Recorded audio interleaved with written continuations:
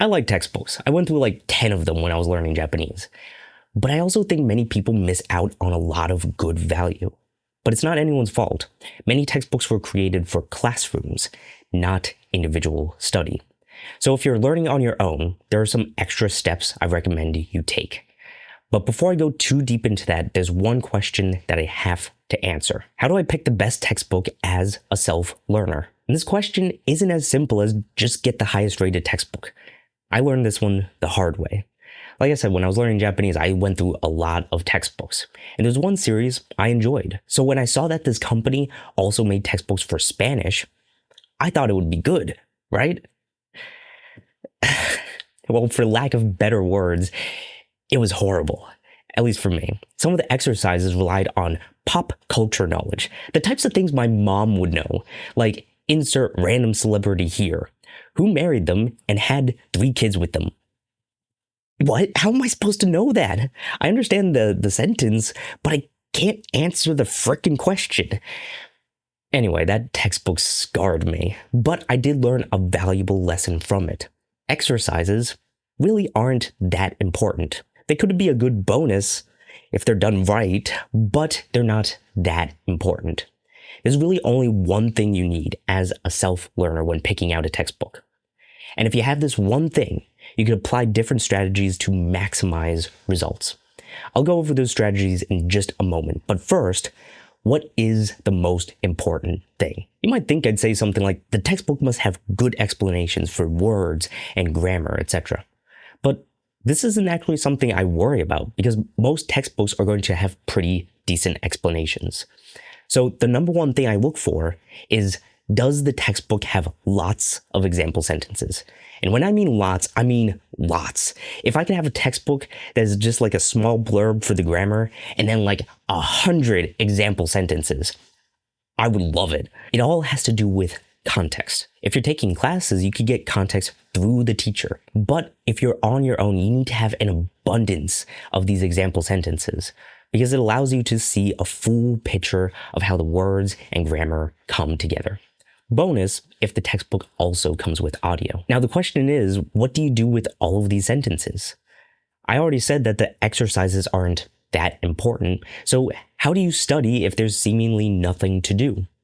Do you just read all of the sentences? Well, sure, but if that's the only thing you do, you're missing out on a lot of good stuff. What I recommend is that you create your own practice.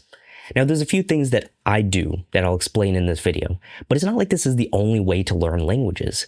You can get creative and try your own things. Not only will this help you now, but it'll also help you when you reach intermediate and advanced levels.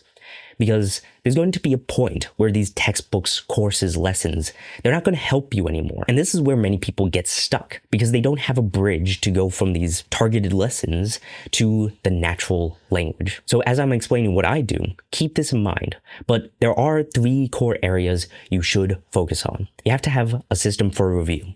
You have to have a way to input the language, and you have to have a way to output the language. I'm going to go through these in order, so stick with me because I think the output is going to be much different than anything you're thinking of. So the first step, set up a system for review because it's important to revisit what you learn over time. The simplest thing to do is create review cards. It's so simple that there's a good chance you're already doing this. But I do want to explain what I do because it might be a little different. I separate everything out into 2 decks. One for vocabulary and one for sentences. So I take any vocabulary that I don't know and I put those words into the vocabulary deck. Now, here's how I set up those cards. On the front, I have the meaning. This way, I can test my brain to see if I remember the word. Then on the back, I have the actual word I'm learning. And I have a list of all of the example sentences that use that word. This way, I can review the word and I can also see how it's used. At this point, I'm not worried about memorizing the phrases. I just want to become familiar with the word. And as I become familiar, I can move those phrases into the sentences deck. Here on the front of the card, I have the phrase that I'm learning. This way I can read it and try to understand its meaning. Then on the back, I have the translation so I can check if I was right. This is my basic setup, and I found that it works wonders. It's a solid way to review everything you've learned in the past. But of course, this is just review. The next step is to focus on input. And if you watch my previous video, you already heard me talk about this method. It's my favorite thing to do. Handwrite the example sentences. Now, in my previous video, I was talking about how to apply this to native content. But understandably, that can be hard if you're just starting out in the language.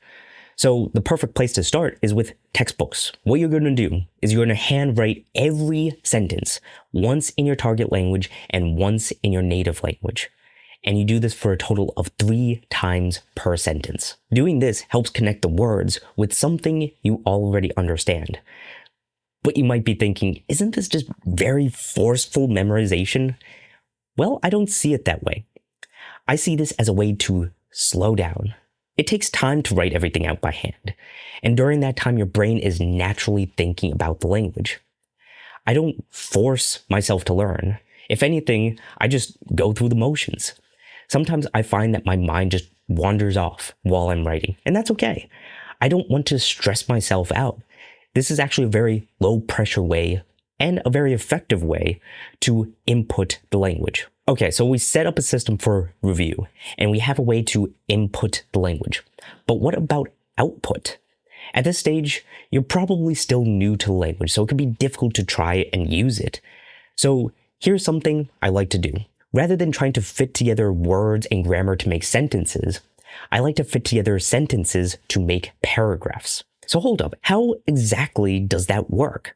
Well, we already have loads of example sentences that match the words and grammar we want to use. Let's use them. For example, you could take a sentence like, I like cats. Then you could take another sentence like, I have a bicycle, and then fit these sentences together. But it would be awkward to say, I like cats, I have a bicycle. They don't really match. But we do have the sentence structure, and we do have the word for cat. So we could change out the word bicycle to cat and create something new. I like cats. I have a cat. Is it a bit too simple? Maybe, but we can continue to add on to this. For example, I like cats. I have a cat. His name is Bob. He likes milk. And just keep going. Try to fit together as many of these example sentences as possible.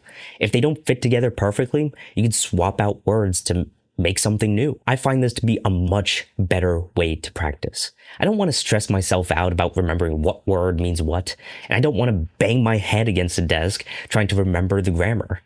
Just use what's there as a template and play with it. Create something new from it. It's much more fun this way, and it's much more rewarding because it gives you a much bigger picture of how the language comes together. Not only that, but you could also handwrite all of this too. So this is everything I would do to maximize textbooks. But I also highly recommend that you start engaging with native content as soon as possible.